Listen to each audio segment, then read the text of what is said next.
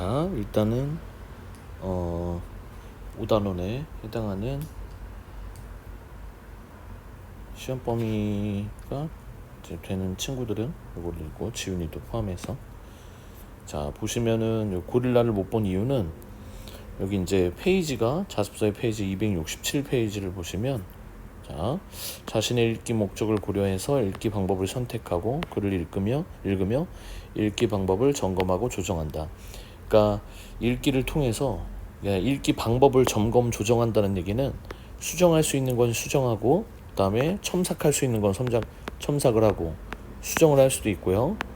이 수정 안에는 첨가할 건 첨가하고, 또 혹시라도 뺄 건 빼고 삭제할 수도 있고, 이런 것들을 의미합니다. 그래서 밑에 읽기 목적을 고려해서 적절한 글을 찾아 읽고, 읽기 목적에 따른 읽기 방법을 이렇게, 그러니까 목적은 우리가 쓰기 맥락이라고 하거든요. 글을 쓸 때 이 글의 목적이 무엇인지를 이제 확실하게 담아서 글을 쓰기 때문에, 거꾸로 이것을 읽는 우리는 읽는 목적을 고려해서 적절한 글을 찾아 읽어야겠다.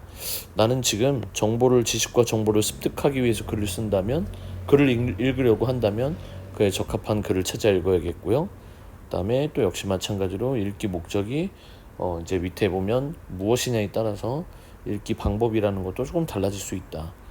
그 달라지는 그 수정과 그 다음에 첨삭 뭐 이런 것들을 하면서 쓰거나 읽는 것들을 이제 우리가 점검 조정한다라고 해요. 요거는 이제 읽기 방법이라고 했으니까, 읽는 거는 뭐 우리가 수정하거나 첨가나 삭제할 수는 없지만, 뭐 메모를 한다거나 할 수 있지만, 요거는 이제 쓰기 할 때, 쓰기에서의 어떤 글을 점검하고 조정하는 게 무엇입니까?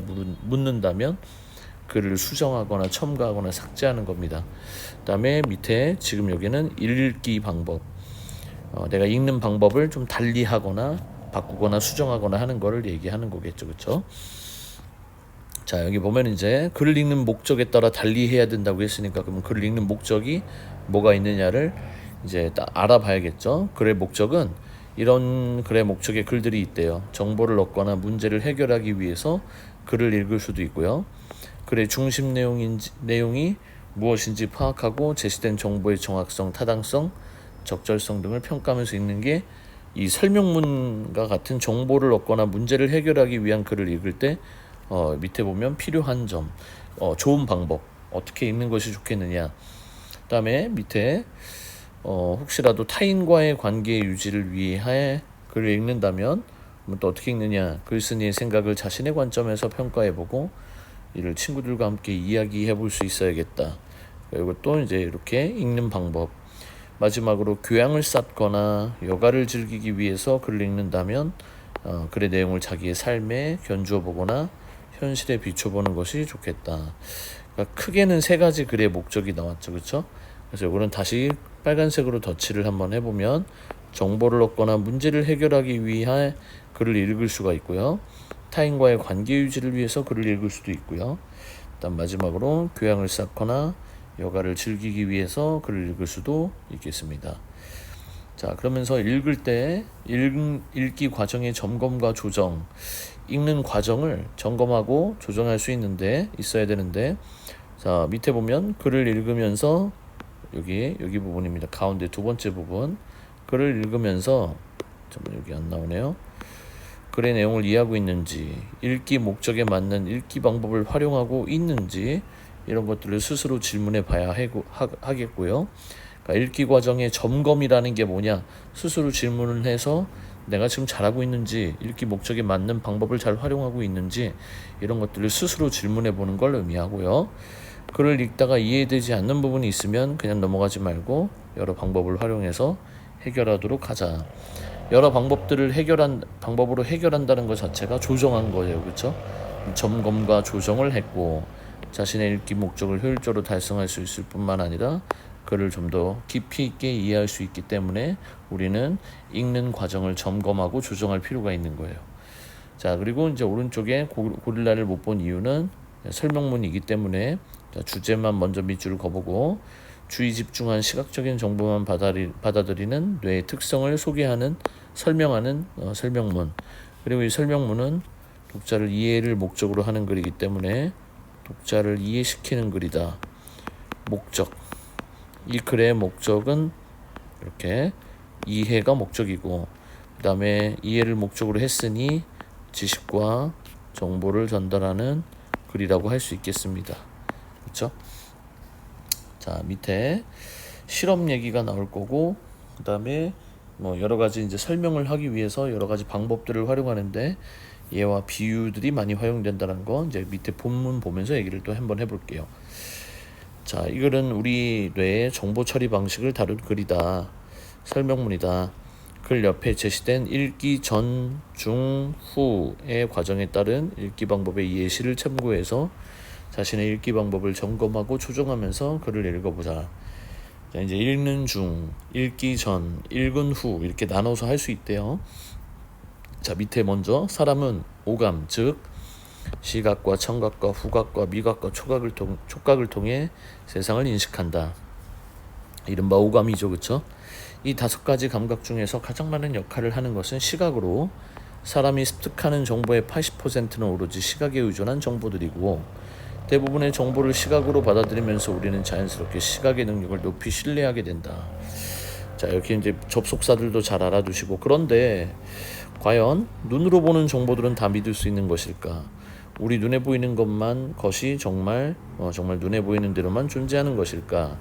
그러니까 이제 의문을 제기했다라고 했죠, 그렇죠? 원래 설명문은 의문 제기하는 글은 아니지만 자기가 물어보고 자기가 이제 그거에 대한 대답을 내놓는 거라고 생각하면 될 것 같아요. 그러니까 의문을 제시했고 이것에 대한 답을 찾아가는 과정의 콘셉트로 이제 글을 이어가겠죠. 일종의 문답법이죠. 이제 자기가 의문을 제시하고 그에 대한 답을 이제 내놓는 그런 방식으로 설명을 하고 있죠. 보편적인 생각, 사람들은 이렇게 보편적으로 이렇게 생각한대요. 보편적 생각, 어떤 생각? 우리 눈에 보이는 것을 다로 믿잖아요, 그렇죠? 그게 보편적인 생각이죠. 근데 그것에 의문을 던졌다. 야, 우리 눈에 보인다고 그게 정말 보이는 대로만 존재하는 걸까? 우리 눈으로 보는 정보들은 다 믿을 수 있는 것들일까? 이렇게 의문을 던지면서, 자, 이 첫 번째 의문을 통해서 얻을 수 있는 효과는 독자의 주의 환기죠. 그러니까 관심을 끄는 효과가 있어요. 그래서 여기다 이렇게 밑에 써 있지만 독자의 주의를 환기하고 집중시키고 이 글에서 다룰 내용을 제시하고 있다. 자, 먼저 뭐뭐 할까라는 건 의문 제기. 자, 1999년도 신경과학 분야 국제학술지 퍼셉션에서 우리 가운데 있는 고릴라라는 제목으로 실린 논문이 있다. 자, 요거는 이제 진짜 국제학술지 얘기를 꺼냈죠, 그렇죠?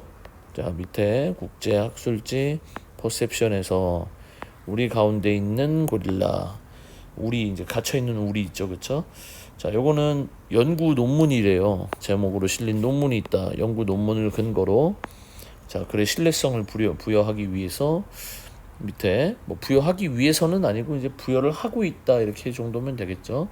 자, 당시 하버드 대학교 심리학과의 데니얼 사이먼스, 크리스토퍼 차브리스가 사람들을 대상으로 흥미로운 실험을 했는데 전문가들이 연구를 했대요. 그들은 흰 옷과 검은 옷을 입은 학생 여러 명을 두 조로 나누어 같은 조끼리만 이리저리 농구공을 주고받게 하고 그 장면을 동영상으로 찍었다.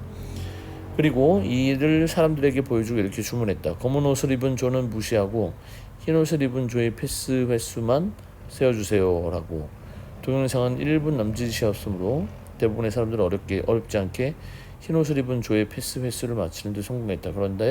그리고 그들 중 절반은 왜 이런 간단한 실험을 하는지 목적을 파악하지 못해 고개를 갸웃거렸다. 자, 오른쪽에 이제 이 실험이 읽는 중이라고 했죠. 내가 지금 읽으면서 의문이 들었어요. 이 실험이 첫 문단의 질문과 어떤 관련이 있을까? 실험의 결과가 그 질문에 답이 되는 것은 아닐까? 이렇게 밑에 읽는 중에 이런 의문을 제기할 수 있겠죠, 그렇죠? 실험이 첫 문단의 질문과 어떤 상관이 있지? 실험의 결과가 그 질문에 답이 되는 건 아닌가?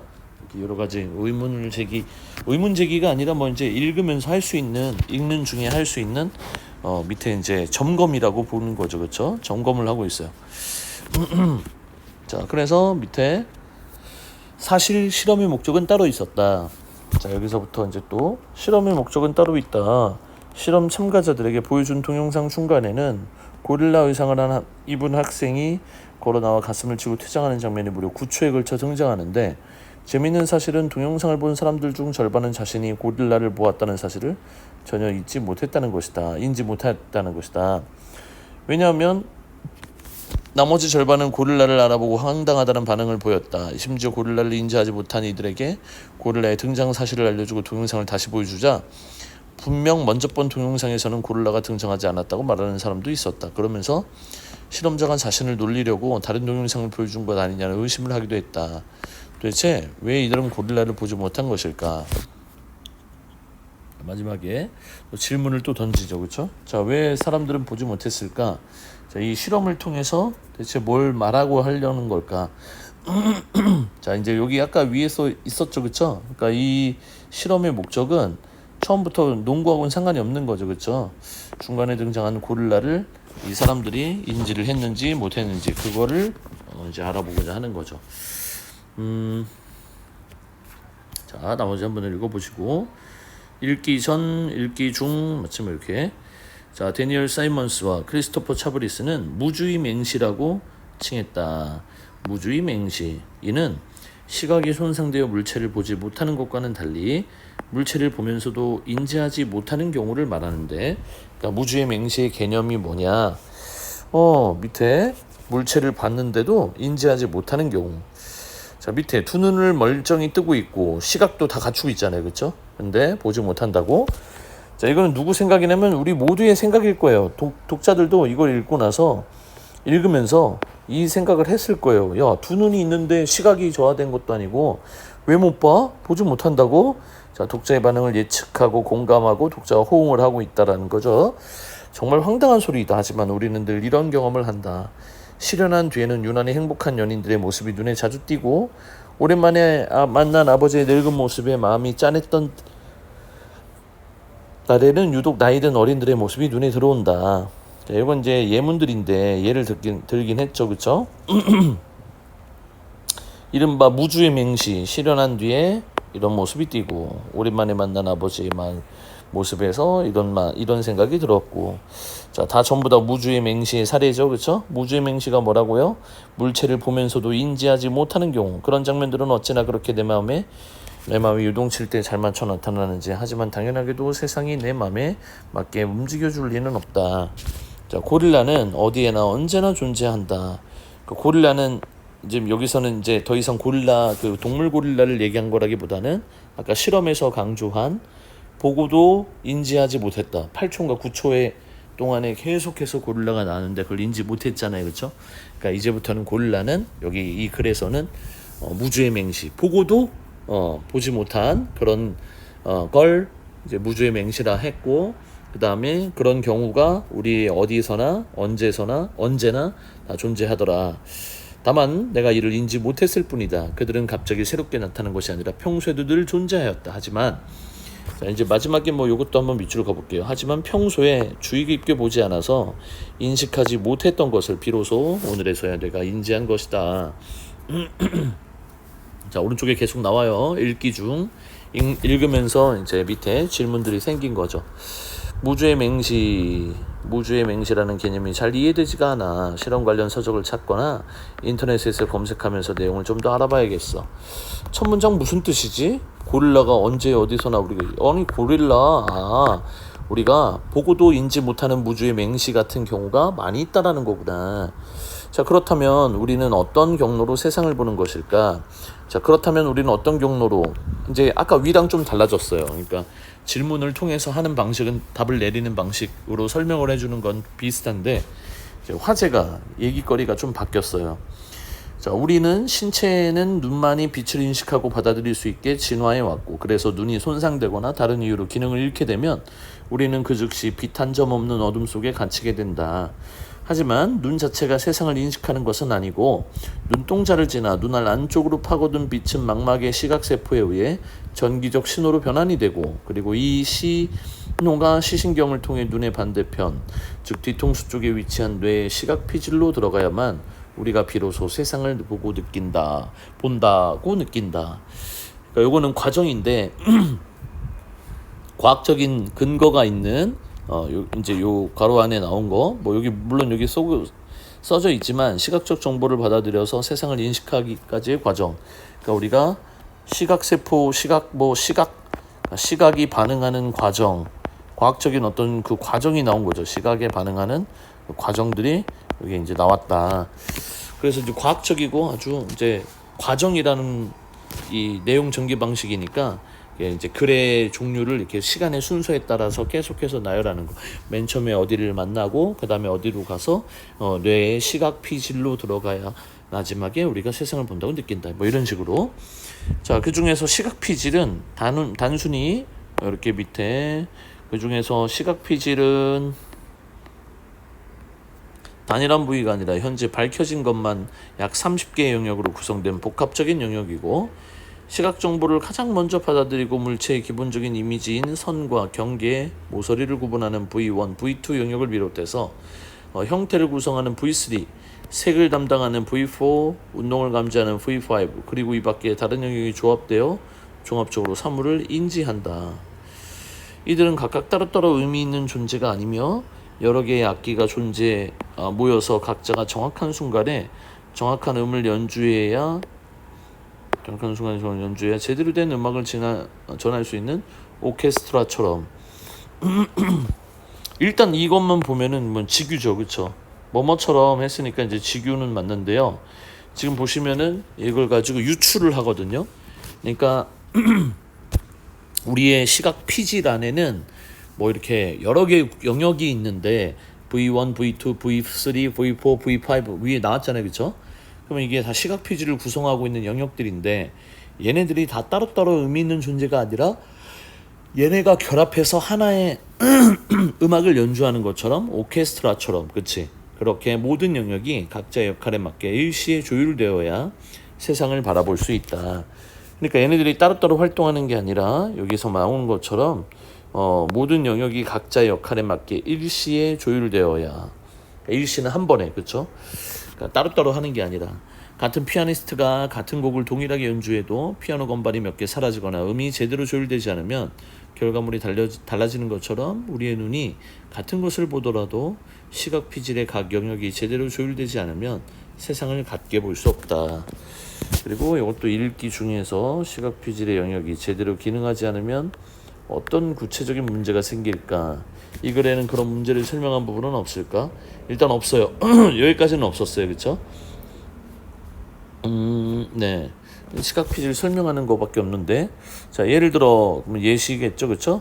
자, 예를 들어 시각 피질의 V4 영역이 제대로 기능을 하지 못하면 생명이 아니었던 사람도 세상의 흑백으로 보이고, V5 영역이 손상되면 실주하는 자동차를 보아도 그것이 느리게 움직이는 것처럼 보인다. 그래서 V4 영역, V5 영역, 얘네들이 손상됐을 때 어떤 영향을 끼치는지, 그치? 그래서 얘네들을 굳이 이렇게 정해 놓자면 제 기능을 하지 못하면, 못한다면 V4 영역이 혹시라도 이제 망가진다면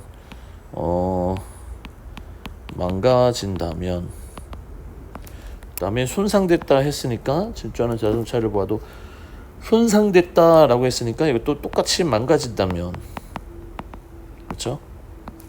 V4 영역이 V5 영역이 망가진다면, 자, 이게 마지막입니다. 뇌의 많은 영역이 오로지 시각이라는 감각 하나에 배정되어 있음에도 세상은 워낙 변화무쌍하기 때문에 눈으로 받아들이는 모든 정보를 뇌가 빠짐없이 처리하기는 어렵다. 여기도 표시를 한번 해볼게요. 세상은 워낙 변화무쌍하기 때문에 눈으로 받아들이는 모든 정보를 뇌가 빠짐없이 처리하기는 어렵다. 그래서 뇌가 어떤 걸 선택했냐면 선택한 전략은 선택과 집중, 적당한 무시와 엄청난 융통성, 이 네 개가 뇌가 선택한 전략이라는 거죠. 우리는 쥐의 꼬리만 봐도 벽 뒤에 숨은 쥐 전체의 모습을 그릴 수 있으며 빨간색, 파란색의 스펙트럼만 봐도 그 색이 주는 이미지와 이미 의미까지 읽어낼 수 있다. 하지만 이것은 때와 장소 그리고 현재 관심 대상과 수준에 따라 달라진다. 하지만 이것은 때와 장소, 현재 관심 대상과 그 수준에 따라 달라지고, 앞에서 보았듯이 우리는 하나에 집중하면 다른 것은 뻔히 보여도 인식하지 못하고 지나칠 수 있다. 그러니까 하나에 집중했을 때 다른 것은 눈에 보이지만 인식하지 못하고 지나칠 수가 있다. 즉 다시 말하면 이것도 부사어가 결론 낼 때 쓰는 부사어들이죠. 우리는 정말로 보고 싶은 것만 보고 보기 싫은 것에는 눈을 질끈 감는 것이다. 뇌가 선택한 거는 차라리 못 본 척하자. 그렇죠? 이런 거 보고 싶은 것만 보고 보기 싫은 것은 눈을 질끈 감았다. 이건 내가 정말 보기 싫은 거다라고 생각을 할 수 있다는 거죠. 정보 처리를 위해서 뇌는 그렇게 선택을 할 수밖에 없었다. 감각기관으로 들어오는 정보를 고스란히 받아들이지 않고 제 입맛에 맞는 부분 편식만 하는 것은 뇌의 보편적인 특성으로 다른 감각도 마찬가지이다. 자, 여기 또 밑줄을 한번 그어볼게요. 자, 제 입맛에 맞는 부분만 편식하는 것은 뇌의 보편적인 특성이고 그 다음에 다른 감각도 마찬가지다.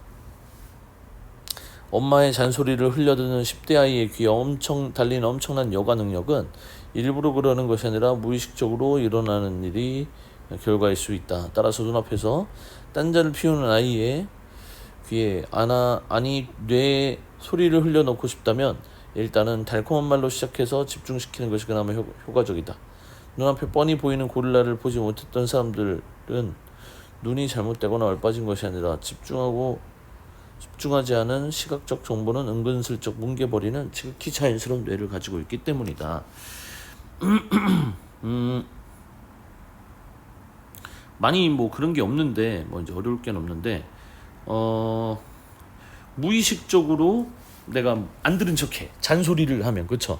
그게 자연스러운 결과일 수 있다 이거예요. 그쵸? 그러니까 의도적으로 하지 않아도 그러니까 밑에 달콤한 말로 시작해서 집중을 시킨다면 딴전 피우는 아이한테 바로 화내거나 바로 이렇게 이제 이렇게 강요를 하지 않고 이렇게 하면 된다. 따라서 눈앞에 뻔히 보이는 고릴라를 보지 못했던 사람들은 눈이 잘못되거나 얼빠진 것이 아니라 집중하지 않은 시각적 정보는 은근슬쩍 뭉개버리는 지극히 자연스러운 뇌를 가지고 있기 때문이다. 이것도 눈앞에 보이는 뻔한 그 고릴라를 보지 못했던 사람들은 눈이 잘못된 것도 아니고 얼빠진 것도 아니고 정신 나간 것도 아니잖아요. 그렇죠? 그럼 뭐냐? 밑에 집중하지 않은 시각적 정보는 은근슬쩍 뭉개버리는 지극히 자연스러운 뇌를 가지고 있기 때문에 우리 뇌가 그런 거다. 그치? 집중하지 않은 시각적 정보는 그냥 패스. 그치?